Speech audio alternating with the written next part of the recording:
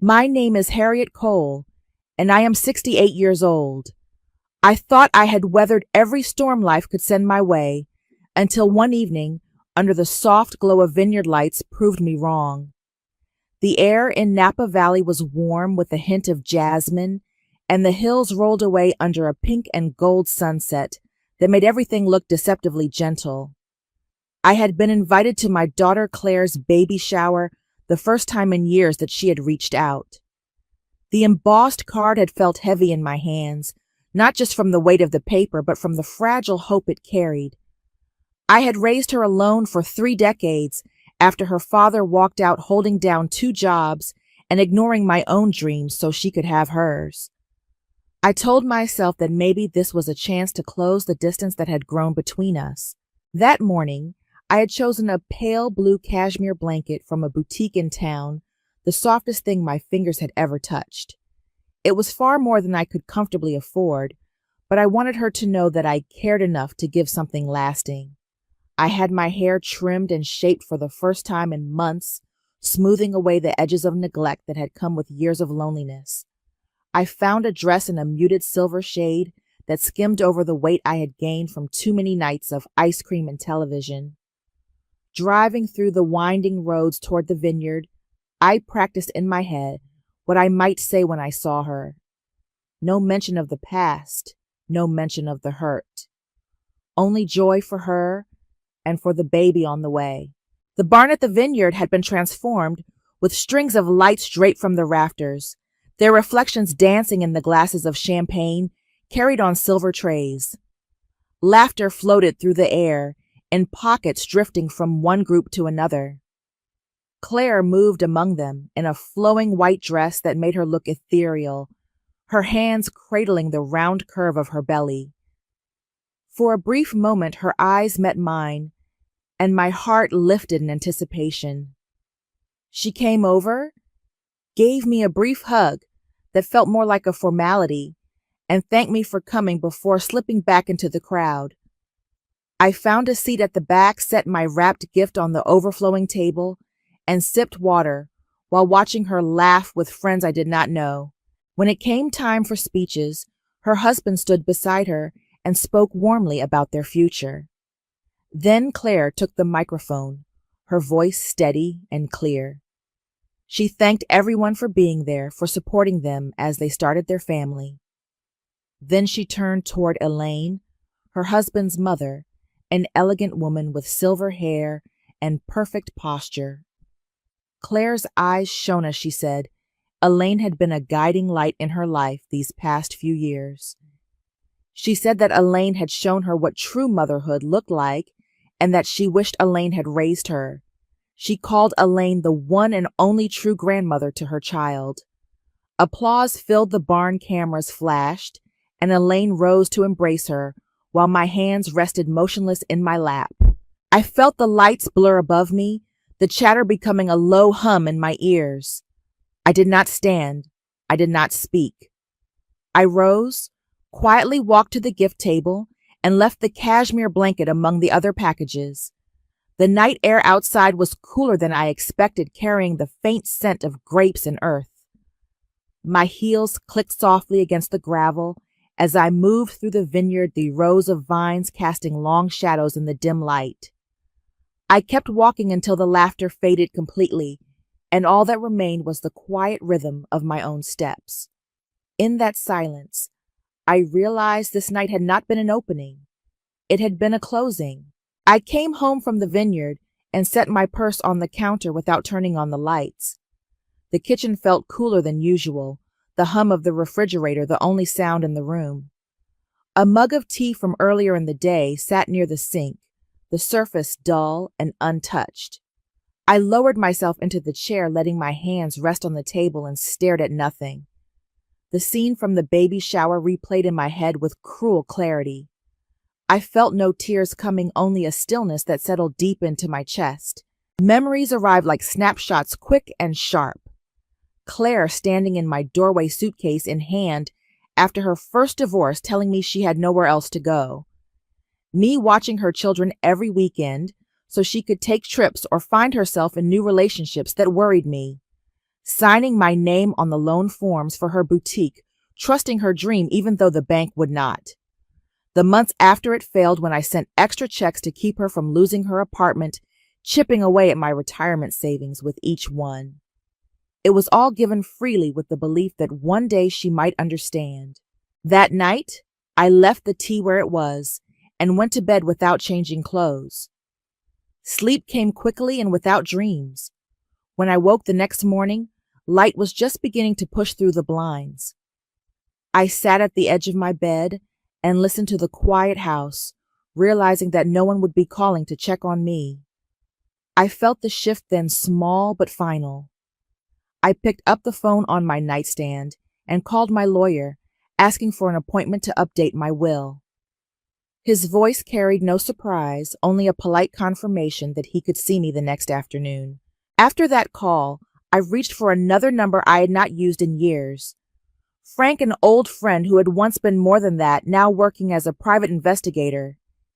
He answered with the same calm voice I remembered, and I told him I needed some help collecting certain information. He agreed without hesitation, promising to meet later in the week. The last call was to a storage facility across town. I arranged for a climate-controlled unit with 24-hour access, the clerk, telling me the gate code in a flat tone. By mid-morning, I had pulled 3 cardboard boxes from the garage and set them in the living room. I began to sort through the hall closet, stacking folders of receipts, copies of bills I had paid for Claire, and bank statements showing transfers into her accounts. I moved to the shelves where I kept photo albums, baby books, and the handmade cards she and David had given me over the years. I flipped through each one, studying the handwriting, the dates. Everything went into the boxes lined neatly, so nothing would bend or tear. The work felt clinical, almost like cataloging artifacts for a museum. I did not dwell on the emotions attached to each item. I told myself that sentiment had no place in what I was doing now. These were records, and records told a story without needing to raise their voice. By the time I sealed the last box, the sun was lowering behind the backyard fence. I looked at the stack and felt the same steady calm I had woken with. Something had been set in motion, and I knew I would see it through. The first package went out on a Tuesday morning, timed so it would arrive at Claire's door before she had finished her coffee. Inside the box, nestled in plain brown paper, was a leather-bound book embossed with her full name. The pages inside held 12 years of my financial records, each section neatly labeled by date and purpose.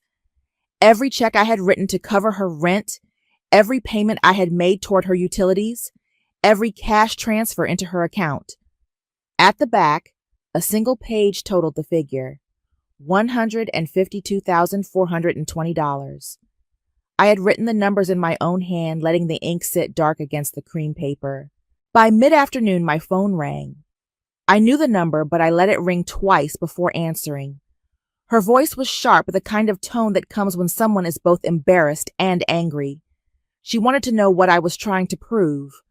I told her it was nothing more than an organized record for her to keep something she might want to pass along to her child one day. She accused me of trying to shame her, of dredging up things that no longer mattered.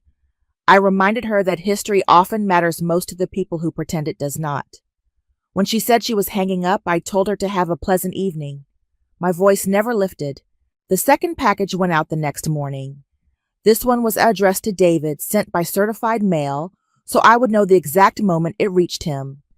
He found not only financial statements, but also printed copies of emails and text messages. The conversations between him and Claire were familiar to me now, thanks to Frank's quiet work. Lines about keeping me away from family gatherings, about making sure their children did not spend too much time with me, about managing the so-called mom situation. Each message was labeled with its date and source, a trail of words they had never expected me to see. His call came just after dinner. His voice low and tight, the way he sounded when trying to keep control. He asked what I thought I was doing. I asked him what he thought he had been doing. He said people say things when they are frustrated. I told him frustration repeated over years becomes character. There was a pause long enough for me to hear him breathe in and out before he asked if I was planning to send anything else. I said yes. He wanted to know what it would be. I told him it would be different. Neither of them called again that night. I sat in the quiet house, the lamp beside me, casting a warm circle of light over the armchair. I knew they were both talking to each other now, comparing notes, deciding how to respond. I could picture them scrolling through the documents, recognizing their own words in black and white, feeling the first edge of discomfort. That was the point. Not rage, not shouting, just letting the truth sit where it could not be ignored. I closed my book for the evening and smiled to myself. The final package would speak in a way neither of them could anticipate. It was mid-morning when I saw their cars pull into the driveway. Claire stepped out first, both arms wrapped around a cardboard box that looked too heavy for her to carry without shifting her weight. David followed with another, his face set in the careful expression he used when bracing for an argument. They didn't bother to knock.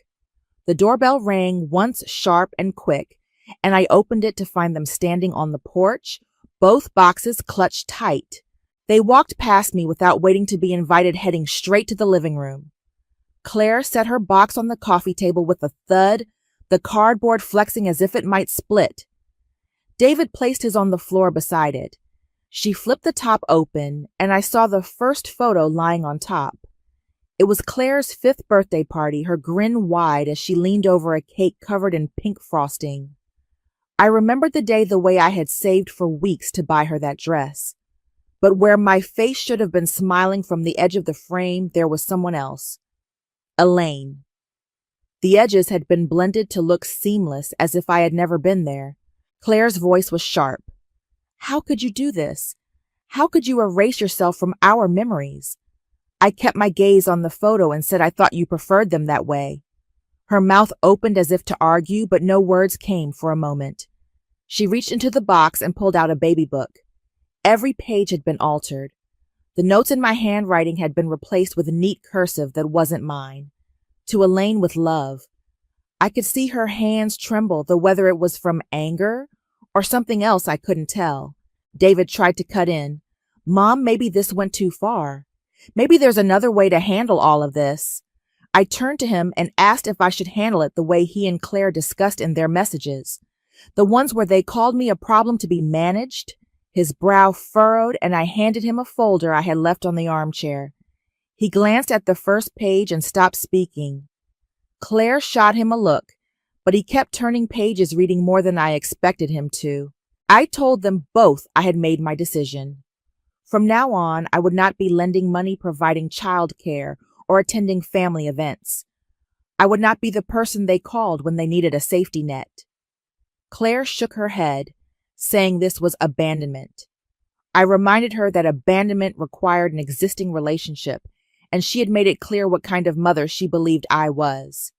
The air in the room felt heavier with each exchange, but I kept my tone steady. David finally looked up from the folder, his expression different now. He asked Claire quietly if she had really said certain things about me, things he had taken at face value. She didn't answer him directly, only told him this wasn't the time. I saw something shift in his eyes, the first sign that he was starting to question what he thought he knew. It was quick, but I caught it. Claire closed the baby book and dropped it back into the box, the sound sharp against the cardboard. She told me I would regret this one day, that when her child was born, I would wish I had acted differently. I told her I could live with that. My hands rested in my lap, my back straight, my voice as calm as it had been since they arrived. I asked if they had anything else to say. Neither answered. David lifted his box and started toward the door, pausing to look at me once more. It wasn't anger in his face anymore, just something quieter. Claire followed her steps quick, the door closing harder than it needed to behind her. I stayed in the chair for a long time after the sound of their cars faded.